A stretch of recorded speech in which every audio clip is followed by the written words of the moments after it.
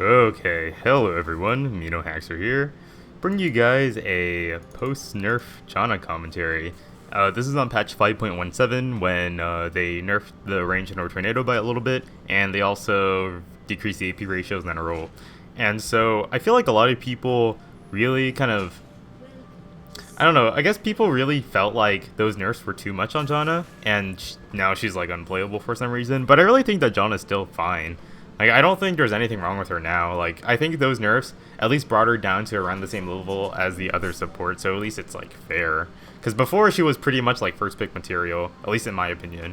And now, you know, you can just pick her into situations you need to pick her. And so, this game, I picked her because we have a quirky mid, and we also have a Vayne. And so, since we have kind of like a double AD comp, I need a support that's good at protecting multiple people at once. And so, John is really good at that. And unfortunately, this game I got counterpicked in lane at least. And so what's important to note as we're doing the Gromp right here is that it's a Vayne Janna against a Soraka Graves. So Soraka Graves is just extremely strong because Graves has a lot of armor and can trade pretty well against a Vayne. And because of that, Soraka is pretty much just gonna be a heal bot for Graves, and Graves can just keep doing trades against us over and over. And because Janna's a champion that relies a lot on winning trades to succeed in lane, the mindset I had going into this match was that I need to focus on not trading at all, because I run like runes and like I itemize to help me like win trades in lane. Like I would usually start Spell Thief, but this game, since I know I probably don't want to trade anymore since I'm gonna lose it anyways because it's Soraka, I decided to start coin, which is something I never ever like to do, but I only do it against Soraka because it helps me get talisman faster, and it's the most ideal item in a lane where I know I'm just not going to do anything and just sit there.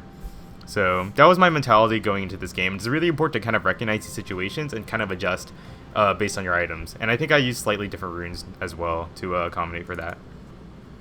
So anyways, we're going to do this Gromp because doing Gromp is really good, in particular against a Soraka, because Soraka and an AD does Gromp very, very slowly because Soraka can only really heal. And we actually don't miss a single creep in lane, which is really, really good, because that basically means that we get a level advantage much faster, because they missed about 2 or 3, I believe. So we're gonna hit level 2 first. You can already see that Greaves is already aggressively trying to trade against us, and like we're kind of like trying not to trade that much. I decided to go for the Knight here because it seems like Graves overcommitted a little bit, but Graves actually ended up using heal, which is good, and we get level 2 off these creeps. So, like Imaqtpie's playing a little bit more aggressively than I would like at this point, because now at least Graves is level 2, and we're just in like a really bad spot, and Imaqtpie's 1 hit away from dying. But he does a really nice heal here right when Graves flash, so now we have Graves flash and heal, so now we both know his summoners are down. You can see that they're still trying to play very aggressively. Graves now dashes in, he flashes out, right? And like throughout this entire fight, I was standing here and I just kept autoing the Graves because, you know, I'm also kind of low as well, but it's important for me to be autoing the enemy people if like I'm not the person getting autoed, right? So I also save up my tornado and get a 2-man tornado on both of them, and I'm just gonna keep on autoing. And I realize he's 1 hit away, so I go for one last auto. Soraka unfortunately exhausts me kind of late, and I'm still able to get the kill on him. But unfortunately, Imaqtpie just barely gets hit in that center of the Q of the Soraka, and I unfortunately misclicked my shield and hit myself on the shield instead of him. So I could have let him live if I shielded him, but that was kind of my bad. I just kind of mispositioned my mouse too late, because you saw that my shield was actually able to negate some of the damage because it negated the damage on me. And here I was just trying to shove the lane because I know that this lane position is really bad. You can see that there's like 8 or 9 minions here, right? And so if I didn't do anything to the lane would just get frozen right here if like the Graves and Soraka can freeze it, and then that just means it's really bad for us, because that means that like Vayne is gonna lose like 10 more CS. So I just tried to shove the lane as fast as possible, so that way the Soraka can't like really freeze the lane, and if Graves can't get back in time, the wave should be arriving at their turret, and then the wave resets back to normal position, which is good for us. So that was kind of why I just stayed and shoved, even though I was kind of low. And then the Echo's gonna come for me. I shouldn't have recalled in the bush right there, but I have to flash because the Echo was about to kill me, so that kind of sucks. I had to use flash there, but good thing I didn't use it down here in that exchange, right? So you can see that with the items, I had about 800 gold. I could have either gotten a Sightstone or upgraded my Ancient Coin into Nomads, and I decided to upgrade it immediately because like, once again, it's going to be mostly a farm lane, so I want to make sure I have as much gold regeneration as much as possible, because it'll help me out more in the long run. So here, Vayne goes for a very aggressive play here, and I think that's only because we know that, like, Graves is out of summoners, and we're out of summoners too, but we're pretty much stronger because I'm a level up on him. But unfortunately, Echo's about to come right here, which is going to be really bad. So I get the 2-man tornado once again. We're hitting the Soraka. Unfortunately, my auto does get the kill here, and now we both see Echo and Echo coming to us, and now Graves is still here. So we have to make a decision, right? Because basically our choice is that we can try to 2v1 Graves for like maybe 3 more seconds. Echo's going to come in. Still has red buff, even though it's almost all gone. And he's probably going to kill Vayne, like 99% sure he will. And if I don't leave, I'm probably going to die also because he still has red. So I see, like, he just queued. Vayne is, like, really low. I know she doesn't have heal. So I make the decision right now to just, like, run. Because, like, I know that, like, I can't save her anymore. And as soon as I see Echo, like, make this barrier thing. Because if I stay here and try to save the Vayne, I'm going to get stunned and I'm going to die also. So I just said, you know what, like, I'm just going to bail out and run this way, because there's no way I can rescue the Vayne at this point. So that was just kind of an unfortunate decision I had to make there. It was just bad timing that the Echo was also there, because if the Echo was not there, we could have just turned on the Graves and probably killed them both. Or at least trade 2 for 1. But you know what, that's okay. Here, Vi, okay, let's rewind that for a second, because Vi actually made a really big mistake here. So when you're Vi, and you charge up your Q, you cannot, like, Q and then flash, kind of like how with Gragas you use your, like, body slam and then flash. That doesn't work. It's like, I think it does work, but it's extremely hard to pull off. And so you're supposed to flash and then Q. So she just, like, doesn't do anything, and because of that, we miss out on a kill, which is really, really bad here, because I'm, like, about to die again because Echo's coming back. But Vayne comes back and saves me, and we're going to try to turn a little bit, but you know, the science field kind of wrecks the Vi, and somehow she lives. I don't know how she lives. But basically the Vi messed up really badly. And if she got that kill on Graves, like, we could easily turn this around. But, you know, bad things happen, you know. No one plays perfectly. That's okay. Stay around here just to make sure I get more creeps for my nomads. And now I go straight into Sightstone. So I could have gotten the mobility boots, but I invested in Sightstone mostly because, one, I want to stay in lane to help Vayne get some more farm, because Vayne is one of our main win conditions. And two, this Echo has been ganking so often, and he's probably going to keep ganking us repeatedly at this rate, and so I want to make sure that we can at least have some vision so that way we don't, like, keep getting wrecked so often. And three, mobility boots isn't that useful in this game because, you know, it's a Corki. We have a Corki, and Corki doesn't really have CC to help me, like, gank his lane. So it's kind of hard. It's kind of pointless for me to roam mid at the moment because Corki's going to be a lot more focused on poking and farming than going in for all-in kills. So that was my reasoning behind getting Sightstone over mobility boots. So here I drop one ward in lane just in case the Echo comes and in case the Soraka likes to hide there. I put one pink here because I know Vi wants to come bot, and I tell her that this bush here is not warded because I never saw them place a ward here. And then I also ward this try right here. So this formation is actually really important, right? Like this ward right here, this ward in the try, and this pink right here, because it basically covers every single possible entrance that Echo can come from. So we know for a fact that Echo is like not going to be here. And even if he is like hiding here, it still takes a bit of time because of this ward can see him. So the only real way Echo can ever gank is if he walks straight through lane, which is like probably not going to happen that often. So we aggressively trade and bait the Graves into fighting us. Unfortunately, what I should have done is I should have hung on to my tornado a little bit when the Vi went in, so that way I can like chain the CC. But fortunately, we're not going to quite get the kill because Soraka just healed him like 4 times in the middle of that trade. And now we see Echo went top, right? So now everyone's making the call to just push and dive them because it's a 3v2. We have a big creep wave here. We can easily just run past all these creeps and just keep hitting them. But unfortunately, we can't really go for that because they already backed off way too fast. And we get a pretty good amount done to this turret, but we decided to just bail out. And fortunately, it wasn't the most successful gank. That kind of sucks. But anyways, I do end up building mobility boots now because that's my second item. I'm going to try to get some vision for the Corki, clear out this pink ward right here, because I know that even though I'm not going to gank mid, I can at least help relieve some pressure by putting one ward right, putting one of my green wards here, so that way like I can cover literally every entrance. So now like this formation, one ward, one pink, one other ward right here, pretty much guarantees that like Cassiopeia nor Echo can really come down, so that's pretty good for us. So like Vayne is just like going ham. So QTPie knows he can just go ham because we have just so much vision. But I think because of that, Echo has been going top now, and top is not looking too good. Aurelia's kind of been dying a lot. But Vi comes out of the bush. I finally have Ignite, so we're just gonna go ham on this guy. Soraka flashes, Vayne flashes, and we see the teleport coming in.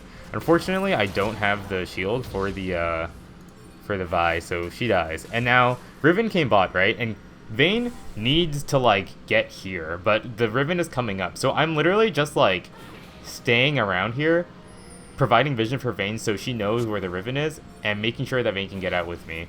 So now we just walk out together, and I'm just making sure that I still have my ult, so I can always ult the Riven away, just making sure that she stays safe. So I make a very aggressive kind of move here, and I'm like trying to harass the Riven. But Echo, we just see now Echo with the pink ward. And now I'm just like, oh crap, this is like not good. Because Riven's going ham on me. I see Echo coming. So here, I know he's going to put the W right here. So instead of walking here and ulting, I walk like right next to it. And then I ult. Because it pushes both of these guys away from me. It buys a little bit more time. So he ends up queuing. And before the Q can return, I'm just going to flash out of the way to dodge the third proc on the passive. And then Vayne condemns the Riven away from me, which is really good. So God bless QTPie. That was a bad move on my part, playing so aggressively up front, but I wanted to relieve some pressure. So once again, this ward got cleared out, and I know there's a pink here because they cleared it, so I'm just put another ward, clear it, we good. And I'm going to once again reward this tri-bush again because stop Echo from coming. Echo has just been everywhere this game, it's been pretty annoying. Now, here is kind of weird. So like, we know they don't have vision on Vi because there's a pink here. And Echo goes on Vayne, and for some reason, like, Echo ult, and Vayne still goes in, and I'm not sure why, because, like, Vayne is pretty chunked, and we knew Cassiopeia was not mid. And so, that was just really awkward, and also really a wasted TV. So that was just, like, really, really bad overall. Just really bad communication between all of us. And because Vi died, then they now get Dragon for free, which is really, really bad. And I can't really do much about that. Kinda sucks. Sweep this because I know I saw it warded because Bright wanted to place my first ward there. Soraka cleared it. And let me rewind a little bit just to show you guys what happened here. We're just kind of farming once again in lane. As soon as I think Graves uses the Q, Vayne is just going to go super ham. And I also go for the Ignite, and we actually get the Graves flash because he kind of panicked, I suppose. I don't think we could have killed him, but I mean, we got his flash, which is good. Anyways, we're just going to keep shoving lane. Like, now that Vayne has a lot more items in the Graves, like, we're pretty good. And now we decide to go for the dive here because we know Soraka's fairly low. And we guessed that she recalled, and so we decided to just go straight in for the Graves, right? So I tanked the turret first to make sure that the Graves doesn't do anything. But unfortunately, Soraka was actually still here. So she just comes running back to save the Graves. And that's just unfortunate. That's just really unfortunate because we were both one hit away from killing the Graves and the Soraka. And like Vayne has to run now from the Echo. We also got the Riven TP. So Vayne just executed herself. And we actually end up trading top turret for bot turret. So the idea was good. It just sucks that Soraka just still happened to be there. I also think I misplayed to accidentally hit auto the turret here, but I don't think that would have made a difference because Graves is still at about 100 HP. Under that turret, so I don't think one auto can do that much. So that kind of sucks. It was the right idea, but just bad execution.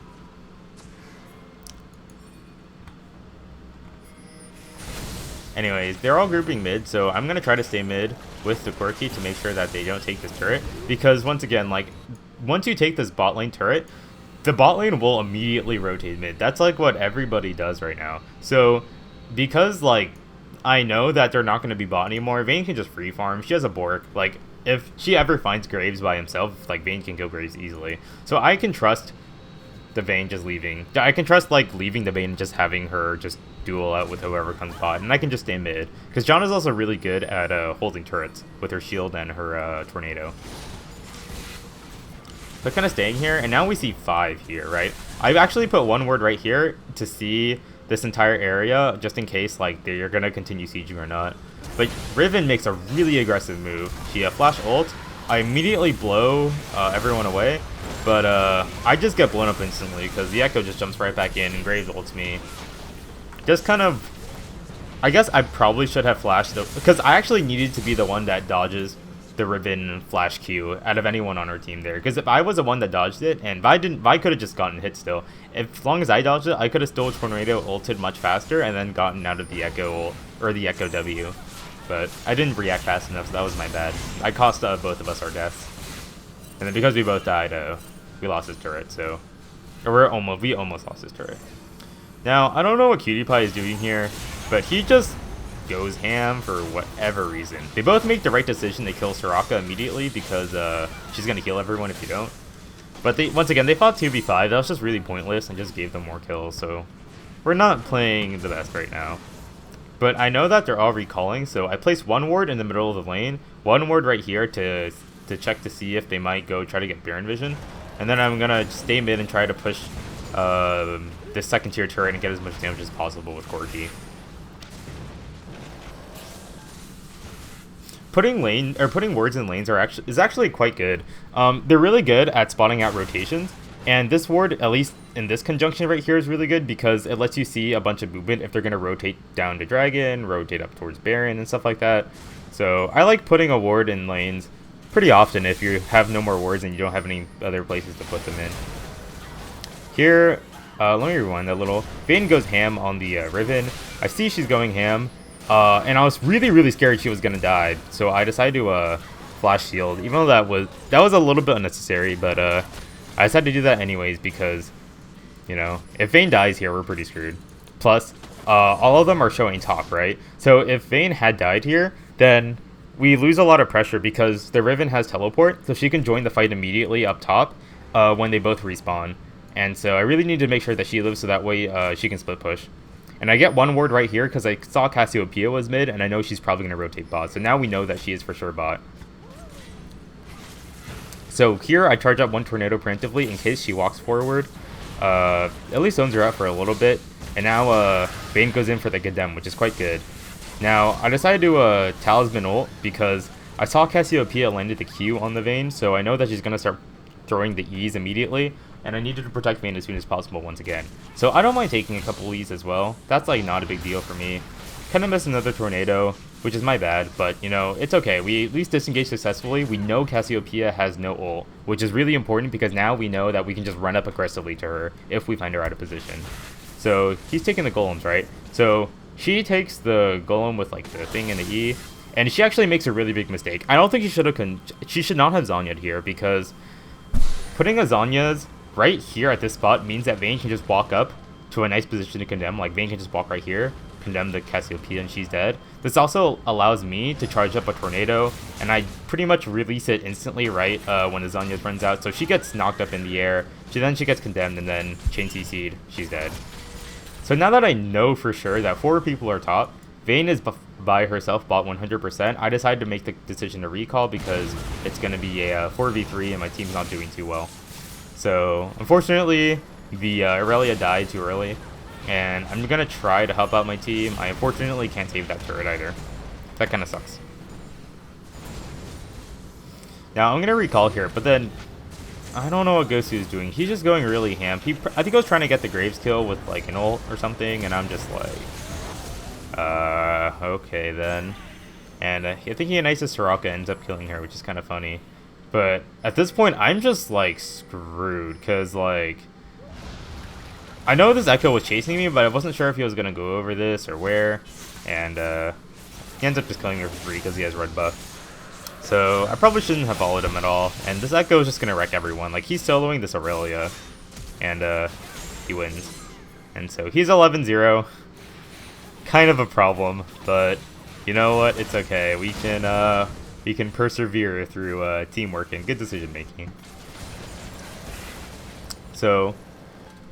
right now, I place one ward over here because this is a good, once again, a good rotation spot if they're rotating between Dragon and mid lane, which is going to be very important since Baron is up now. You're also much stronger than us because Echo's like extremely strong, so... I'm just trying to get some vision. We also are afraid they're going to push mid, so we decided to just try to... We're pretty much just constantly trying to at least push out the waves as fast as possible, and then just trying to rotate to wherever they are right now.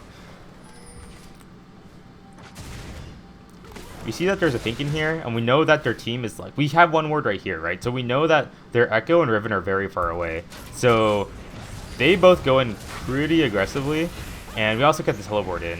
And this is where this is like the actual like first legit team fight that happens. So let's like slow this down a lot just to see what's going on. So Vi ults the Cassiopeia. That's totally fine. Cassiopeia is a pretty big threat.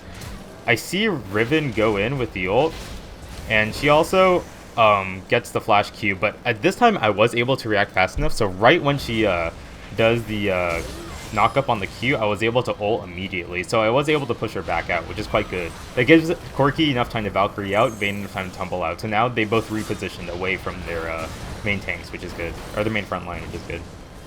So I shield the Aurelia because she's our front line right now, and I see the Echoes coming from behind, and now I'm just like crap. Like, I'm really low, Quirky's also really low, but my life is obviously much less valuable than a Corki because our Corki is like doing all our damage right now. So like Corki does a nice job in Flash. I'm just like sitting here just trying to like act as bait. You can see right, I have literally nothing up, so I'm literally just running around like a headless chicken. Note that I'm running down south here because after I die, Echo is going to rejoin the fight, and if I run up this way towards our team, like Echo's just going to jump on Vayne and Aurelia immediately afterwards, and they're both kind of low. So I'd rather run south this way to at least buy as much time as possible. Okay, so Echo kills me right here. That's fine. At least Corki was able to get to a relatively safe spot. Yeah, Cassiopeia is chasing him, but she missed a Q, so Corki's fine. And then at least our other solo laners here, our other guys here, were able to like kind of reposition. They at least bait out the Soraka, and I think they get the Soraka kill here. That's pretty good. And then Vi goes back to help the Corki, which is definitely the correct decision because those guys were probably screwed after they got collapsed on. Then Echo's just chasing everyone to death. Like, he's just going to get Vi for free. And then he's going to get... He like one-shot the Corki there. I was so surprised. But basically we got aced. And it was kind of hard to play that fight much better than I could have. I ulted the Riven away from us, but I guess I shouldn't have like gotten my ult completely stopped during this channel because the heal probably would have been useful, but otherwise I don't think I could have played that much better because I was just on cooldowns and everything else. Anyways, I know that they probably have a lot of wards in our jungle. I saw them walk through here, remember, as before that last fight, so I'm just gonna circle around, get some vision for us. So here, Aurelia is like pretty screwed. I talisman her, shield her, throw a tornado up just to get her away. And now, like, this is interesting, right? Because we see Riven is bot, and we don't know if her teleport is up or not, but at least like 4 of us are like pretty much right here, and there's only 2 people here. So we're just like, okay, let's just like turn around and just see what happens, because Aurelia is also low enough to get stuns on people. Corki's doing a pretty fair amount of damage. They try to go on the Corki. He does a really good job of valking right when the thing lands, so he doesn't get stunned at all. My goal right now is to try to peel for the Corki and just try to get Echo off everyone. And what Vayne and Aurelia did was that they turned on the Graves to try to scare the Graves and Soraka, and now we just both re-engage, all of us re-engage on the Echo. Now here I ult because I want to try to delay the Echo from ulting as much as possible because I ulted right after Aurelia stunned. And unfortunately, like right when Vayne is about to get one last auto, Echo ults out, which sucks because now he gets back a bunch of HP. But you know what? We're still going to chase. Vi saves the ult for the Echo and somehow like ults at the same time as Cassiopeia ult. I don't even know how she did that. I think that was just luck. And we force the Echoes on us. So now we know that like, you know, Echo's like pretty 100% screwed. So let's think about the situation now, right? So I know my team is going to jump on Echo as soon as the Zonya's over. That's like really obvious. So I charge up a tornado, but I'm not actually going to aim my tornado at Echo because I know he's dead like 100%. So instead, I aim my tornado towards this general direction because I know after we kill the Echo, the tornado is going to launch, and if I hit like the Cassiopeia or the Graves, we can get a lot more damage and definitely get some kills on them as well. So I launch my tornado this way. I do end up knocking up the Cassiopeia, which is really good because you can see that as soon as my tornado knocked him up, the Aurelia went in, right? And like the Echo like barely scrapping out, and now we force Cassiopeia flash. So now she's like 100% dead. And now the rest of my team is just like literally charging in. and just going ham. And, you know, Soraka's running away.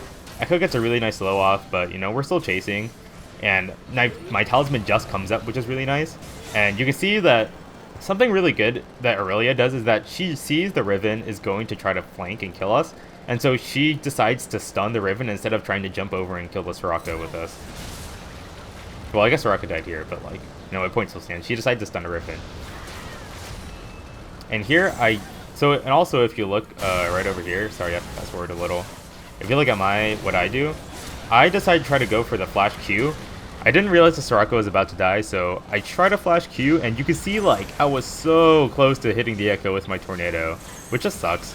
And then this stupid Q kills me, because it was a third proc and Echo has AP. So that just sucks.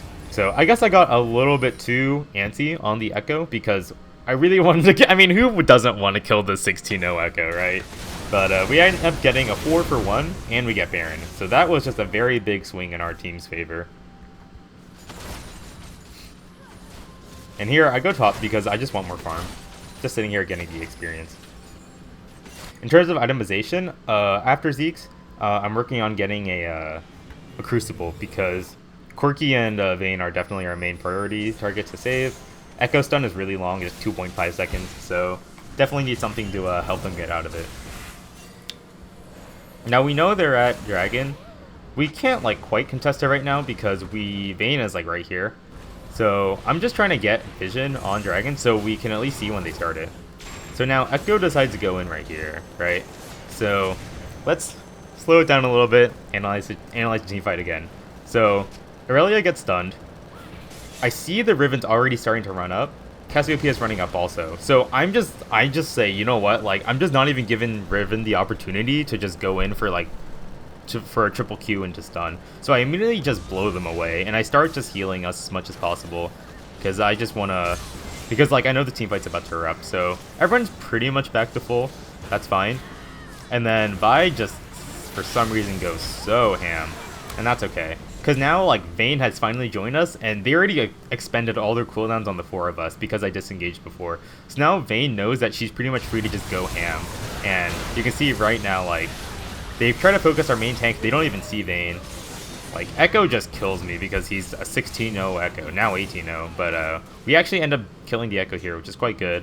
And then Vayne is zoning out the Cassiopeia and Soraka. Nice. And we end up getting more kills. So that was a 4-for-2 in our favor. And the main like damage dealers on our team stayed alive. So now we're able to get Dragon, get a lot more farm, and really just come back in this game. Because we were so far behind. And now we got turrets, we got more farm. It's pretty good. Pretty good for us.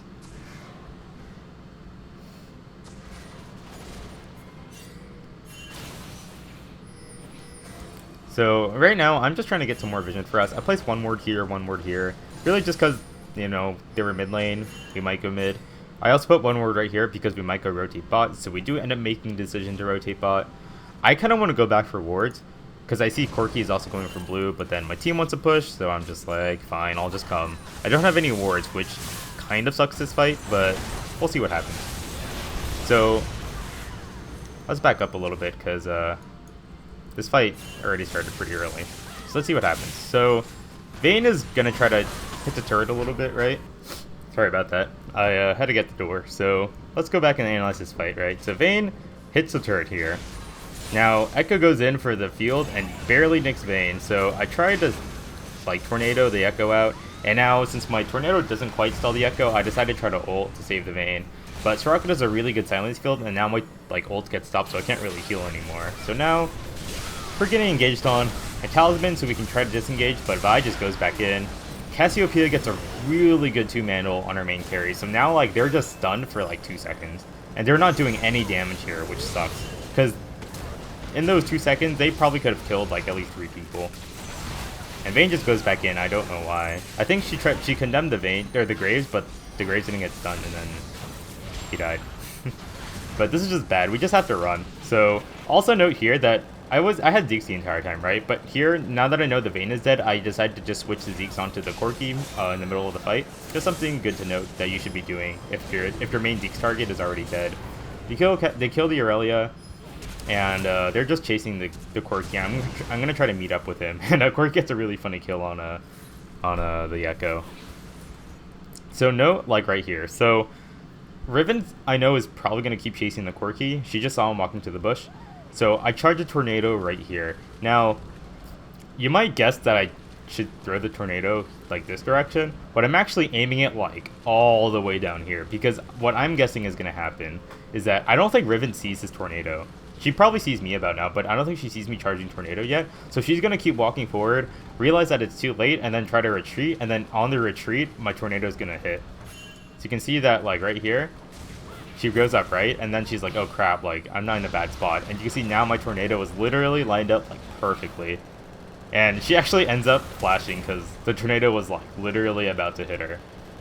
And that's pretty good because I also was able to get the slow on her. I end up using my talisman to speed up the Quirky. And now I see two people are lined up perfectly. My tornado just came back up. So I get a nice, would have been two-man tornado, but Quirky does a good missile snipe. And you can see now that I applied the Zeeks before, the Zeeks does end up popping now at like the best time possible because Quirky's fighting. He gets a crit right here, ends up killing the Riven, which I don't think he would have killed if he didn't get the crit. And, you know, okay, he has a 10% crit with Trinity, but now it's a 60% crit with the Zeeks. So that one crit like really saved him right here because he lives for a little bit longer. And because he lives for a little bit longer, Cassiopeia wastes time killing him.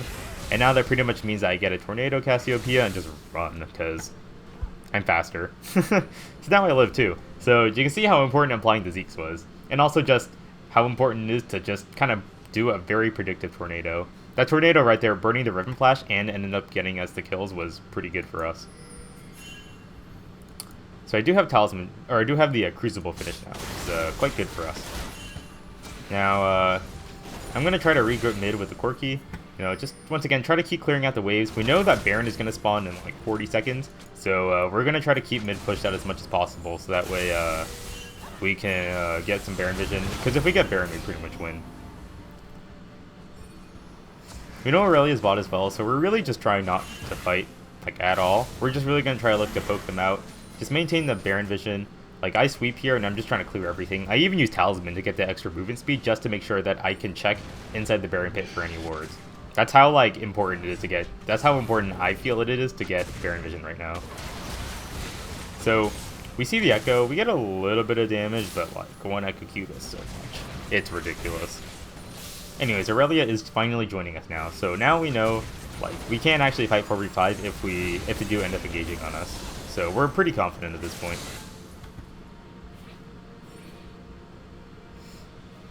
Alright, reward to more areas. Once again, keep trying to get vision of this entire vicinity. This one ward I placed like much earlier is like really doing wonder because they definitely don't know that this is warded. So that's really good to see is vision like in this like bottom part of the area in case we do end up fighting. So it's kind of a dance off. Not really much is going on here. Let's see when the fight happens. Really just patience from everyone. It's really important not to go too ham right now. Like, we have a pink here. We know that their Baron vision is super limited. Like, unfortunately, we don't see that ward. Okay, we can't cover everything. But we know that, like, we have so much pressure. Like, they're probably going to have to face check something or, like, do very aggressive plays, like, eventually. Because they're pretty much out of wards. So really, we're just taking our time. Now, Vi goes in here, and I have no idea what Vayne is doing. But she ult Qs in as soon as Riven also ults. So now, like, we see Riven's in a really bad spot because Riven tried to go for the Vayne. And you can see that, like, they're focusing Vayne, like, pretty hard now because she's pretty much out of position. I Talisman, and I decide to ult right here because I really wanted to push the Vayne out. Turns out, like, the Riven didn't really move anywhere because she got ulted. And I'm just trying to channel my ult as much as possible just to heal everyone. You can see, like, this entire 1 second, everyone's still at full HP. And, like, you know, the Riven is barely going to get out because of the Soraka. So I do get stunned by the Echo ult, or the Echo W, because I was channeling my ult. And you can see, like, right now, like, I do have to make decisions, right? Like, I have all my cooldowns, like, just barely up. I decide to just, you know, W Graves, channel my Tornado, and then I have to decide who to shield, like, right now. And I see that, like, Aurelia is pretty much about to die, so I decide to shield her. Shield right there, and I barely just saved her from that Cassiopeia E. And then now I'm just, like, trying to reassess the fight really quickly. So I see that, like, Vi is fighting these guys, but I'm like, oh wait, she's dead. Echo's right here. I might as well just focus my attention on him. And then I'm going to try to get the Tornado off, but, you know, once again, Tornado nerf. Barely missed the Echo there. That's okay. I'm still trying to get into the habit of like where if I want to do a cook tornado, I still have to wait like maybe half a second and then get the to get more range. That's okay. End up getting Graze Flash right there. So really it was not a 1-for-1. It was a 1-for-0, but they were all extremely low. So it really was okay that we did pretty well that fight. Or we died once because we still did pretty well. So here Vayne is gonna get caught. Like Echo's gonna go in for the slow. This is like really, really bad. So I'm just trying to do as much as I can to protect the Vayne. I end up actually using Crucible because the Echo slow is just way too much. At least this allows Vayne to just tumble out of the way. And you know, I end up saving Vayne, which is quite good. So she doesn't have to use QSS, which is really good because if we both get stunned in the Echo W, I can't use Crucible on her, but she can use QSS to get out herself. So it's better for me to use Crucible in that situation than for her to use QSS. So now I'm gonna just use the sweeper again, just try to clear as many wards as I can. See, there's a ward right here, and we accidentally start Baron right now. So we know that they are gonna come to us like as soon as possible, and we see the TP like right here. So we're just like, okay, let's like reassess the fight really quickly. We do have a 1 ward right here to see the Cassiopeia, and we know that the Riven just TP'd here, so she's still kind of far away. So now, like Aurelia's gonna jump in, Vi's gonna jump in. We get the ult on Cassiopeia, and now we're all just gonna go ham. So now the fight's beginning once again, right?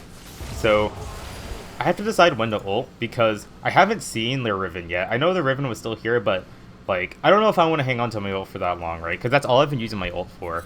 So here I decide that, you know, I don't have any more cooldowns right now, so I'm just gonna decide to ult like right about now, I believe. Yeah, right now. So I used my ult here with the intention to try to heal everyone up. I just saw us kill Cassiopeia, so I know that we can definitely win the fight. And you know, the pushback isn't like the most important factor of my ult now, because now I just need my ult to heal people. So you can see my ult is just healing everyone up pretty like tremendously. Like, you know, Aurelia, Vi healed for about like 4th tier HP. That's pretty good. And then now we're just gonna keep on fighting. I'm gonna try my best to peel for the Vayne. Unfortunately, like the Vi dies, and now it's just me and Vayne. And now they're gonna focus me. So I thought Echo was gonna hit me one more time, so I just like flash out towards the blue buff because I thought I was pretty screwed. I Talisman here, and I'm just trying to do everything I can to just help Vayne as much as possible, even though I'm literally on the other side of the wall. I drop a ward here so that like we can still get vision in case the Corki and Aurelia weren't here. And I'm really just trying to like, you know, throw tornadoes out, throw W's out, try to shield. I got the tornado on the Riven, which I guess was okay, but I think they end up getting the Echo, so that was fine. So I guess you could say I didn't need to flash and that was more of a panic flash, but I was surprised the Echo flashed if anything, because he could have still one-shot me very easily. So we end up getting this inhibitor because we won that fight, and now we get the blue buff, and now I'm just going to go ahead and start recalling. It's really important for me to recall as soon as possible, and I'm just going to head to Baron immediately, because I know that I need to get Baron vision. Like, that's super important. I see Soraka's already clearing my pink here, and I know that this entire area is just flooded with wards, so I sweep this bush. Like, you should, if you ever have upgraded sweeper, you should always sweep this bush and then use the upgraded oracle to clear out anything in this middle area. So I saw that before my oracle ran out that there was one more ward here. I'm gonna place one more pink and then kill that. Now I'm gonna regroup with my team because now I know that they don't have any more vision on Baron. So once again, fight is starting. They're jumping on the Vi, which is fine. I see Riven's jumping on us, so I'm just repositioning myself to kind of be hidden, and that's really good because I know that they don't have vision here because they have a pink ward right. We have one pink ward right here, and Soraka only like placed wards around this Baron area. So I know like if I stand right here, I'm like extremely safe. So I'm really just trying to hide myself as much as possible. I got a nice little sneaky tornado on the Echo to delay him a little bit, but I accidentally mispositioned myself and put myself within the Echo W. But luckily, since Vayne has QSS, she's gonna QSS right out while I'm still stunned. Shield the Vi as she's coming back to us because she's kind of low.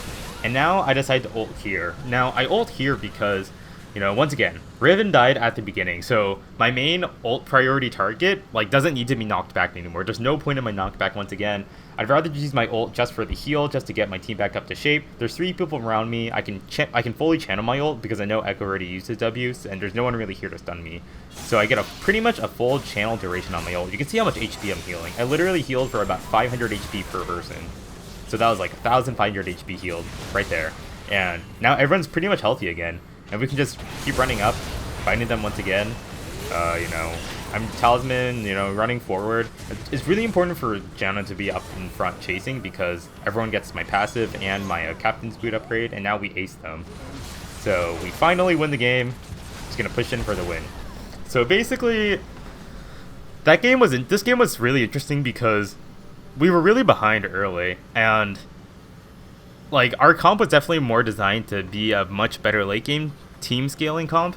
But that was also assuming that we could peel like perfectly for the Corki and the Vayne. And it really was also reliant on my ult being perfect because I had to make sure that Riven never got to our carries.